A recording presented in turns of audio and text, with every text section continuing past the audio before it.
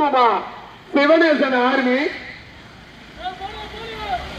இரண்டாவதாக எண்டு பட்டிக்கு பெருமை சேர்த்திட பணக்காலை ஓட்டு வரும் சாரதி மாட்டின் உரிமையாளர் பிசி. மூன்றாவதாக விஜய் ரேடியோ தேவாராம், அதை ஓட்டு வரும் சாரதி மார்க்கோட்டை. 24 வண்டிகள் 4 வண்டிகள் தனியாக முதலில் கொண்டு எடுத்து முதல் இடத்தை தனக்கே என்ன தக்க வைத்து வந்து வென்றெடுக்க மாட்டின் உரிமையான